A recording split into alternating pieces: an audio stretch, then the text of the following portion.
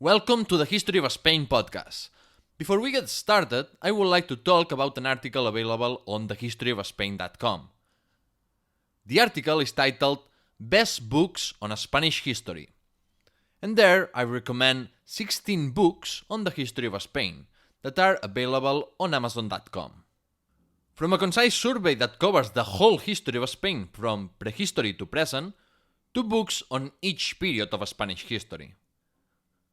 For instance, you can find A History of Medieval Spain by Joseph O'Callaghan, Conquest by Hugh Thomas on the Spanish conquest of the Mexicas, or The History of Modern Spain by Adrian Schubert and José Álvarez Junco, a fantastic book that covers the political history of Spain from the Peninsular War to the present, as well as many topics such as economy, religion, or nationalism. The article is easy to find. Just go to thehistoryofspain.com and either use the search engine and type best books on Spanish history, or click the recommended books category and you will find it too.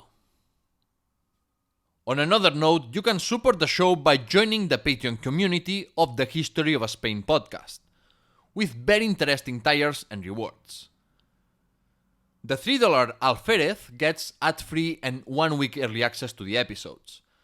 The $30 Maestre de Campo gets all previous perks, plus any t-shirt of the store. Or the $50 Capitán General gets all previous perks and a shout-out in every episode. Consider becoming a Patreon, or if you prefer it, you can donate once in the donation page of thehistoryofspain.com.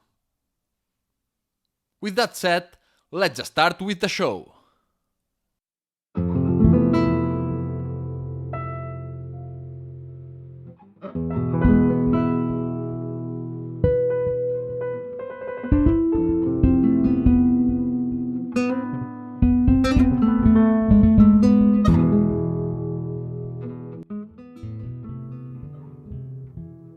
I'm David Cott, host of the History of Spain podcast, and this is episode 24 called Consolidation of the Kingdom of Asturias. In this episode, you will learn about the history of the Kingdom of Asturias from 739 to 783, when the Kingdom of Asturias expanded and consolidated, as well as the intellectual life of Asturias. Subscribe to the podcast to not miss an episode. In the first episode on the Reconquista, I explained that Pelayo was a caudillo rather than a king.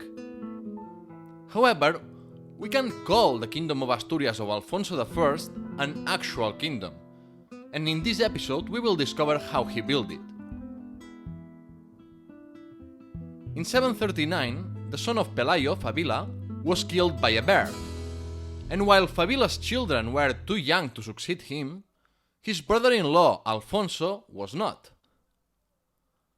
Alfonso was the son of the powerful Pedro, Duke of Cantabria, and he was married to Ermesinda, daughter of Don Pelayo, so it's not difficult to see how he was the best possible candidate. As I mentioned in episode 22, the early kingdom of Asturias had a very Asturian character, which might seem obvious, but it's not, because it later evolved to become more Gothic. We find a clear manifestation of that Asturian character precisely in the matrilineal succession of Alfonso, something that was inconceivable in patriarchal societies such as that of Visigothic Spain or Al-Andalus. The possibility of both a patrilineal and matrilineal succession lasts until the late 9th century, when Gothic influence removed any vestige of the Asturian matriarchal society. The name Alfonso means something like noble ready to combat, which in this case is very suitable. And as we will see, Alfonso will be a very common name for Spanish kings. The reign of Alfonso was one of conquest, expansion, and consolidation of a kingdom. But that expansion didn't happen out of luck or because King Alfonso was a military genius. Important external conditions allowed that expansion, at the expense of Al-Andalus, that was in a state of turmoil and civil war in the 740s and 750s. In Al-Andalus, the Arabs were fighting among themselves, but more importantly, the Berbers stationed in northern Spain abandoned their garrisons and went south of the Duero River to attempt to seize power in the core of Al-Andalus in southern Spain.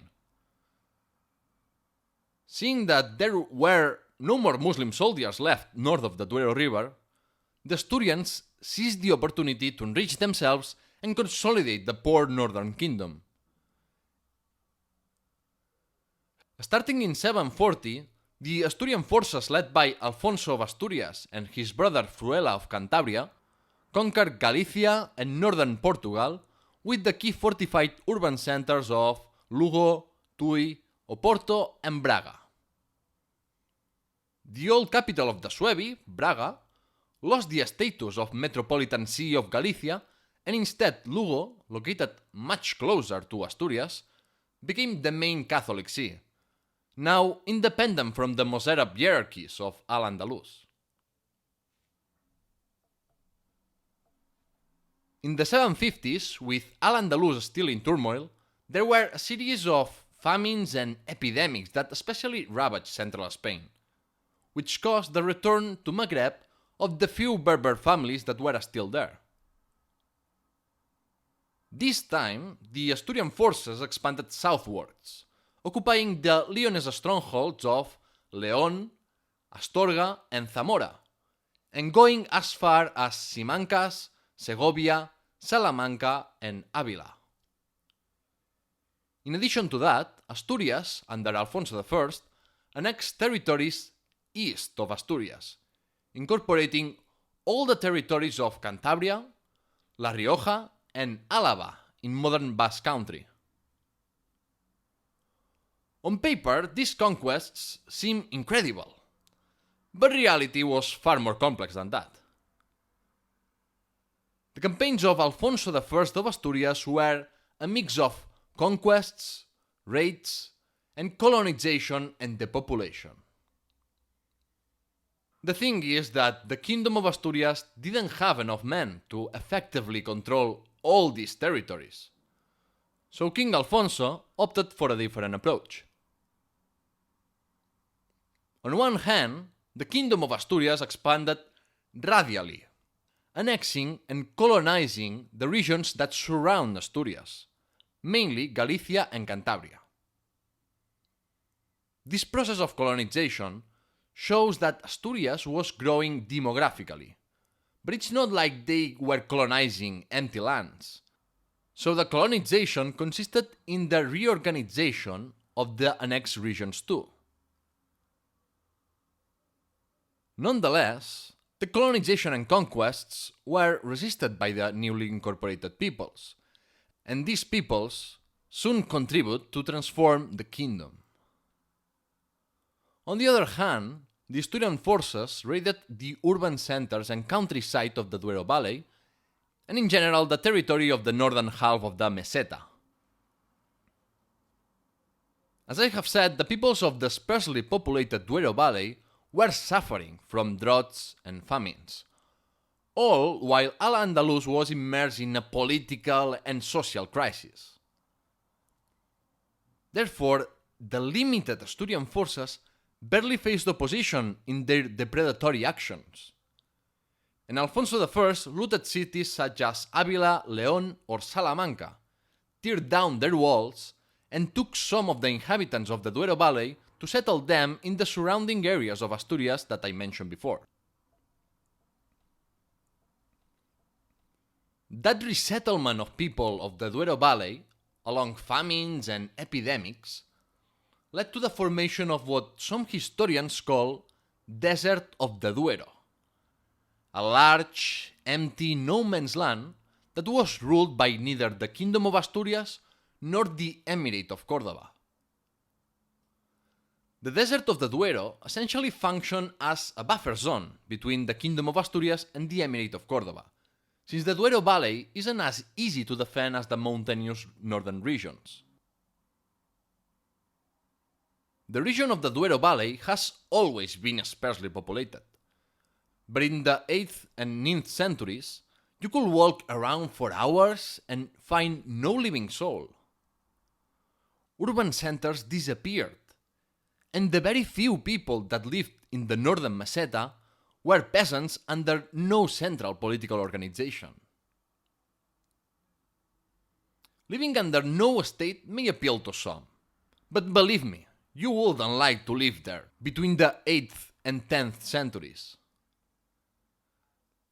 Those people were victims of the endemic Andalusi raids that impoverished and enslaved them, as well as the few Asturian raids that occurred before the progressive incorporation and repopulation of the northern meseta.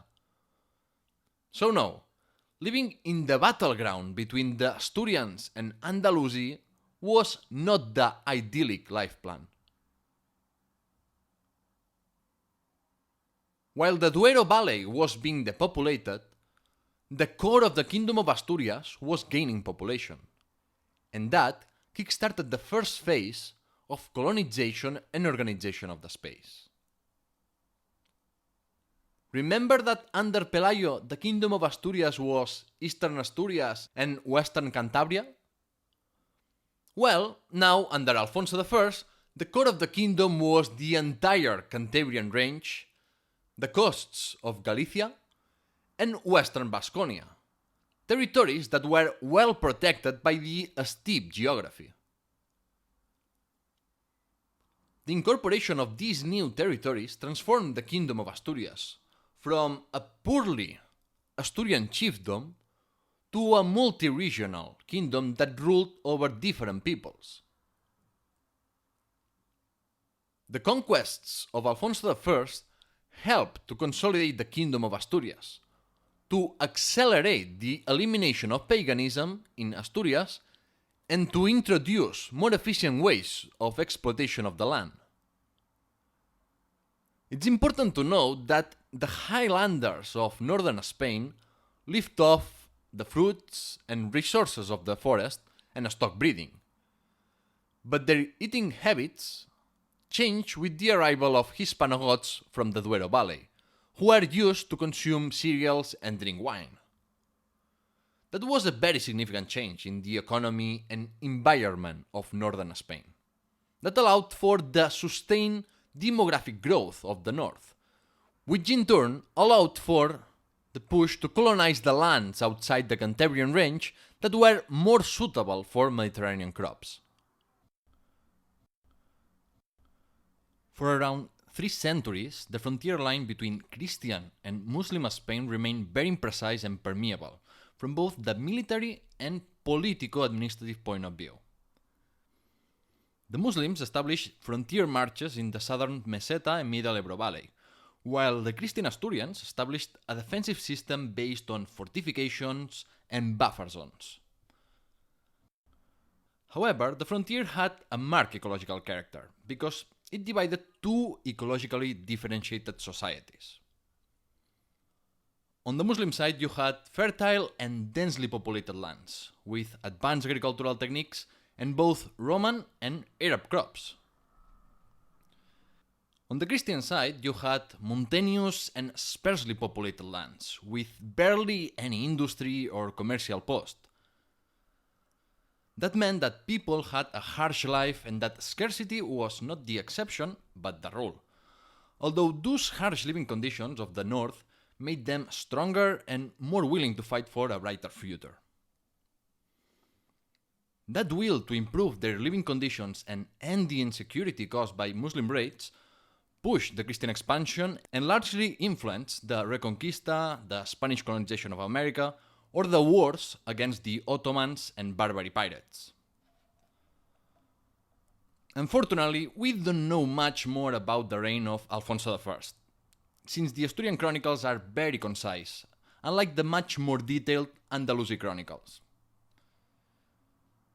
In 757, Alfonso died and was succeeded by his son Fruela. Don't confuse it with Fruela of Cantabria, who was the brother of Alfonso and father of the future kings Aurelio and Bermudo. According to Christian sources, Fruela started his reign fighting in Galicia the Andalusi forces of the new emir, Abderrahman, where the Asturians would have won. The Christian chronicles state that hundreds of Muslim soldiers were killed and that a son of Abderrahman was captured and decapitated. Nonetheless, Muslim sources don't mention it, and as we will see in the next episode, Abderrahman had yet to fight the many Arab and Berber rebels that opposed the authority of the Emirate of Córdoba.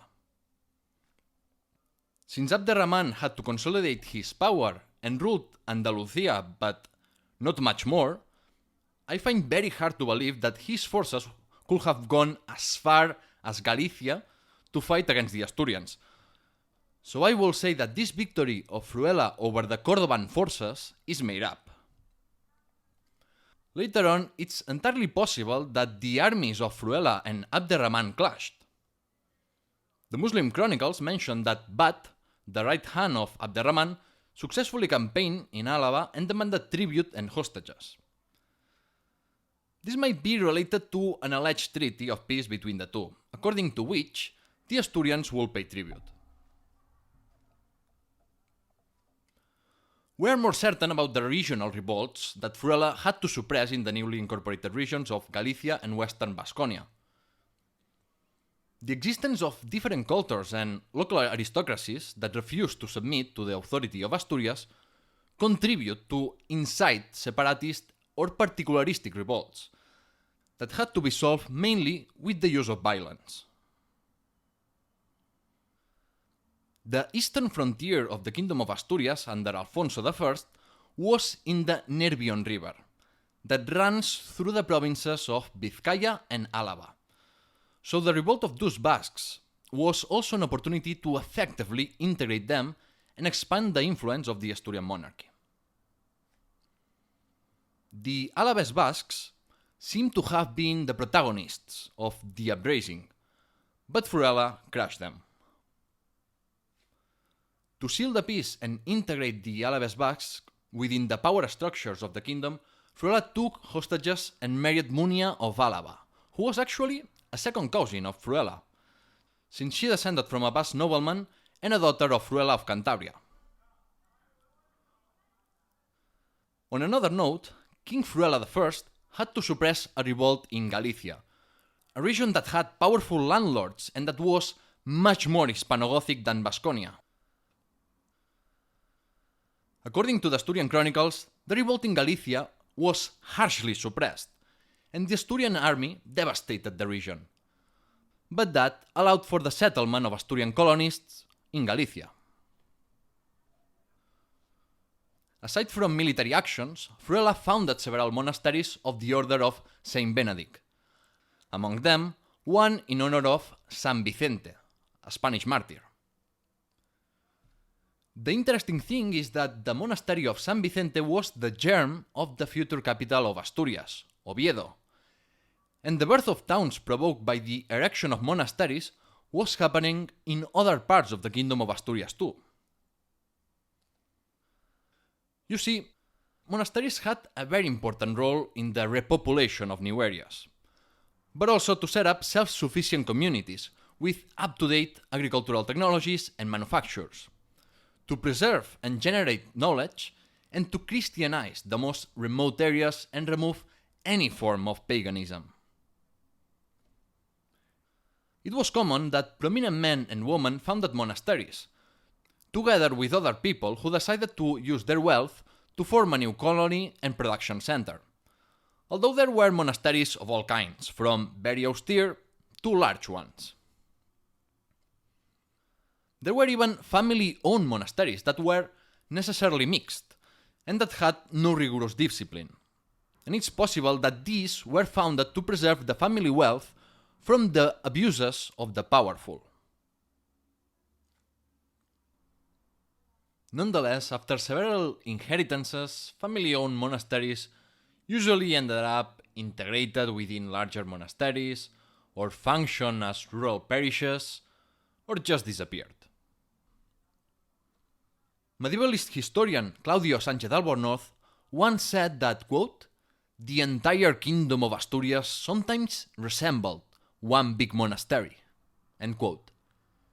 And he also wrote that, quote, "In no other country of the West you could find as many monasteries and churches in such a limited space." End quote. To sum it up, monasteries were economic and religious centers that generated large positive externalities in the nearby areas, and that had a profound impact on the society, identity, and intellectual life of the Kingdom of Asturias. Going back to the political narrative, both the regional and courtesan opposition that Fruela of Asturias had to face seemed too much for the Asturian king.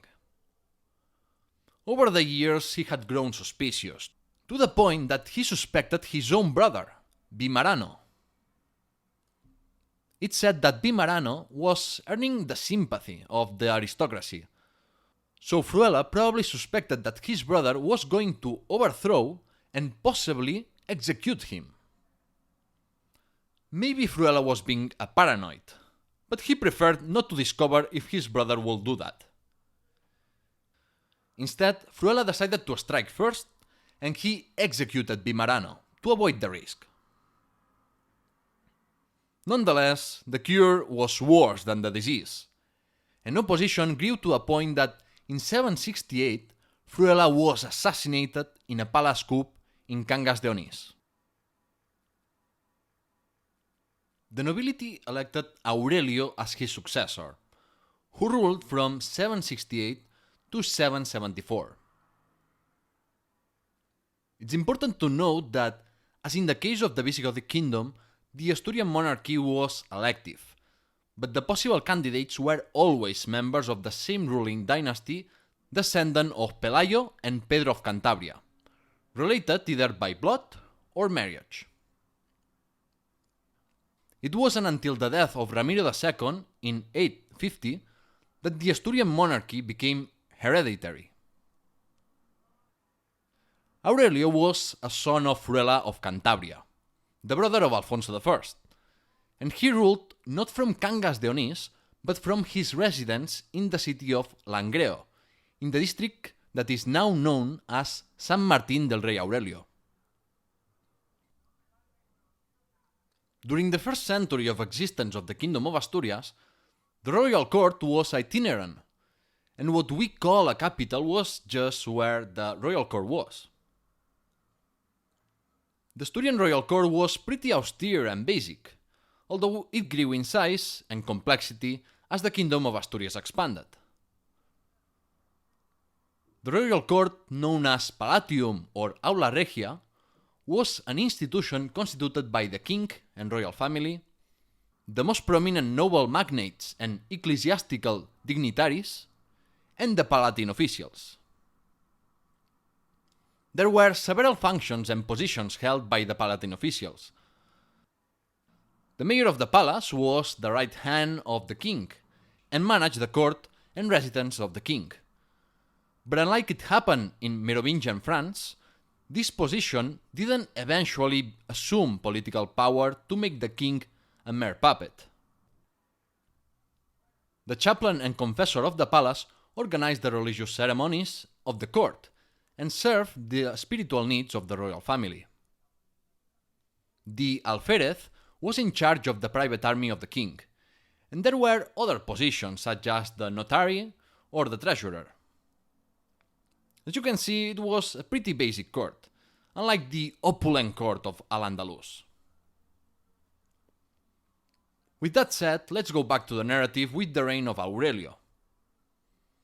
Unfortunately for us, the chronicles only mention one event of his reign, an anti-noble revolt that must have been pretty threatening to the social order.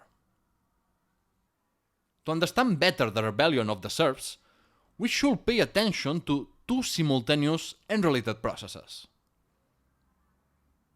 On one hand, since the late Visigothic kingdom, slavery was in the process of disappearing, and in the Kingdom of Asturias there were barely any slaves. The slaves that remained in the Christian bastion were being freed and given their own small plots, so former slaves had more control over production. On the other hand, the colonization of the lands to the west and east of the core of Asturias, liberated peasants from their former lords, and broke ancestral clan ties.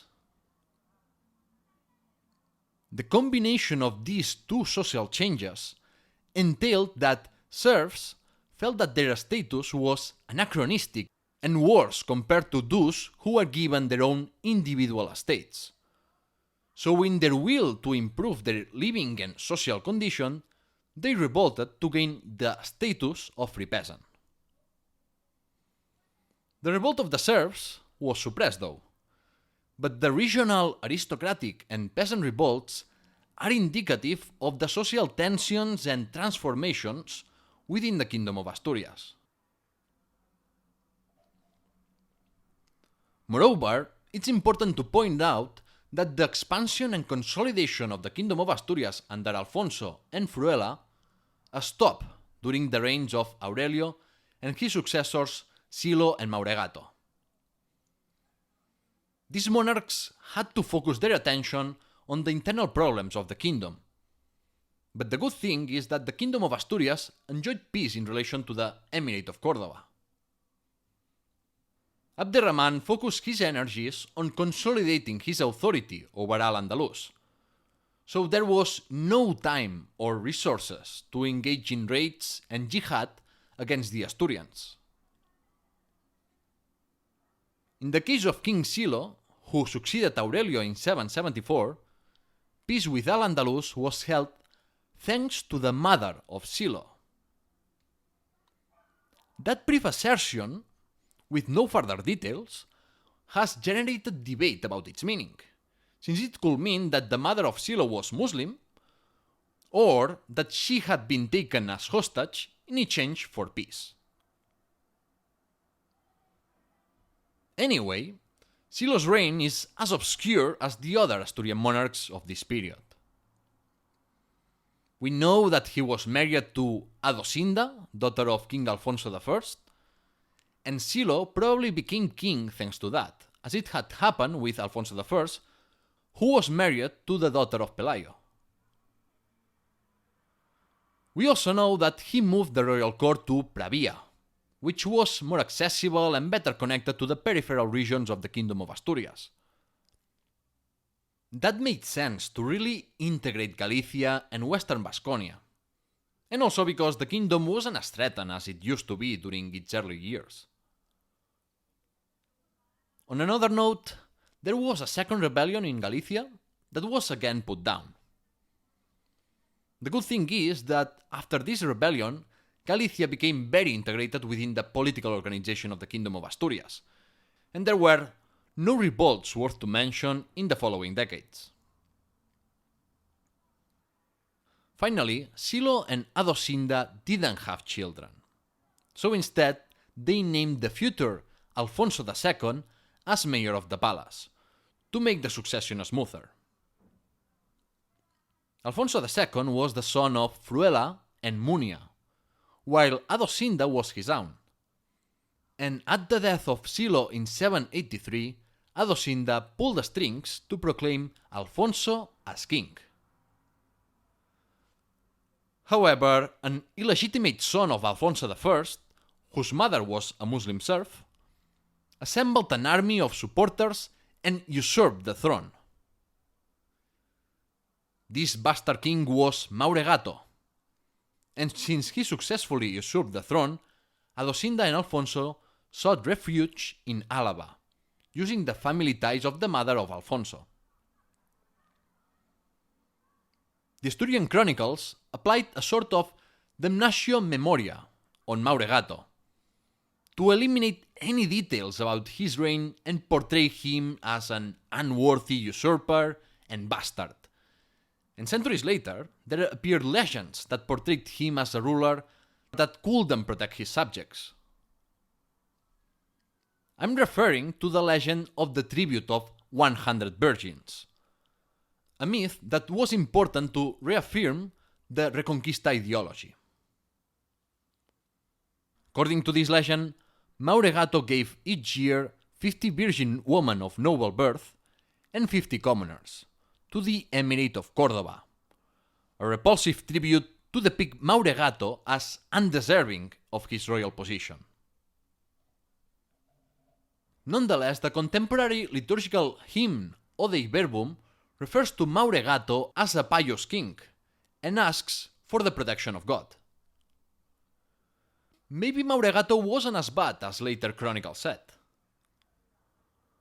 More important than that, Ode Verbum was important to originate the worship of Santiago, that is, the Apostle James the Great, to name Santiago the national patron saint of Spain, and to a few decades later claim that the tomb of James the Great was found in Santiago de Compostela. This liturgical hymn was written during a period of great theological controversy.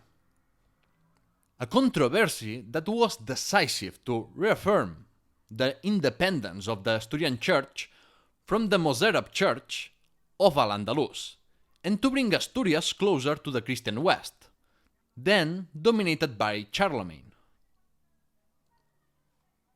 The controversy I'm referring to is the Spanish adoptionism, a doctrine that defends that the nature of Jesus was human and that he only became divine when God adopted him as his son and resurrected him. The most well-known proponents are Elipandus, bishop of Muslim-controlled Toledo, and Felix, bishop of Urgell in the Pyrenees, that had recently been incorporated into the Carolingian Empire. The idea that Jesus was human, considered heretic by the Catholic Church, wasn't new. But why adoptionism spread throughout Muslim Spain? Some historians have suggested that it happened because the Muslims recognized Jesus as a prophet, but not as the ultimate prophet, nor as the Son of God. The spread of this heretic doctrine alarmed the Catholic clergy of both the Kingdom of Asturias and the Carolingian Empire, especially since it was defended by the head of the Mozarab Church. The proponents of Spanish adoptionism didn't expect the battle that a monk of the mountains of Cantabria presented. This monk was Beato de Liébana, who became the greatest intellectual of the Kingdom of Asturias, and a teacher and friend of other opponents of Spanish adoptionism, such as the Mozarab refugee Eterio de Osma and the English intellectual Alcuin of York. Pope Hadrian III and the Carolingian Empire supported the suppression of Spanish adoptionism, and by the early 9th century it was removed from the teachings of the Mozarab Church. Beato de Liébana is also remembered for his book Commentary on the Apocalypse, an influential work that was reproduced and studied for centuries in medieval Spain, including Mozarabs, who made versions of it with beautiful illustrations. The interest in the Apocalypse and what's known as millennialism revived in the late 8th century throughout Christian Europe, in part due to different cosmic phenomena and the rise of Islam. Beato de Liébana interpreted the Muslim expansion, Spanish adoptionism, and progressive assimilation of the Mozarabs as signs that the Antichrist was coming. Some theologians, including Beato de Liébana, predicted that the year 800 marked the beginning of the 6th millennial of the creation of the world, which was interpreted as the end of time and the coming of the Last Judgment. The commentary on the Apocalypse is a commentary on the Book of Revelations, but it's not a very original work. In fact, Beato mainly compiled texts of many authors such as Augustine of Hippo, Ambrose of Milan, Isidore of Seville, or Tychonius. However, it's creative with his own commentaries and how he connected different sources and quotes. Moreover, what made the commentary on the apocalypse very popular was the symbolism of the apocalypse related to the Muslim conquest of Spain, since the Emirate of Córdoba replaced the Roman Empire as the oppressor and evil state towards Christians. What's sad is that Beato de Liébana is almost the only intellectual of the Kingdom of Asturias worth to mention. The intellectual and cultural development in early medieval Europe was in general very low, since the monopoly of written culture was at the hand of a few clergymen and monks. Books were scarce and expensive to buy, produce or reproduce, and in the mountainous and economically backwards Kingdom of Asturias, there barely existed an authentic and original literary creation. Instead, monks focused their efforts in preserving books and manuscripts written centuries before, and the only significant original works of Asturian literature are the works of Beato de Liébana and the Asturian chronicles of the late 9th century. Meanwhile, the Muslim world was culturally on the rise, and that will resonate throughout Al-Andalus soon. The verdict! In today's verdict, I want to discuss the constraints on military expansion and why Alfonso I couldn't annex the large Duero Valley. The main constraint Alfonso faced was the shortage of military manpower. The Kingdom of Asturias that Alfonso inherited consisted of roughly Asturias and Western Cantabria, and although it's difficult to estimate the population of the primitive kingdom, it was probably well under the 250,000 inhabitants. Even though Alfonso annexed Galicia and Western Vasconia, it will take decades to really integrate them within the power structures of the Kingdom of Asturias, meaning that Alfonso couldn't take full advantage of the potential manpower of the conquered peoples. We also need to consider that the administration, taxation, and economy of medieval states was very rudimentary compared to modern states. But even compared to its time, the Kingdom of Asturias was backwards in those senses. Therefore, the manpower, administrative, and economic constraints explain why the Kingdom of Asturias couldn't annex the urban centers of the plains of the Duero Valley. In the end, most of the time, material reasons restrain the will of people. And with that, the verdict ends.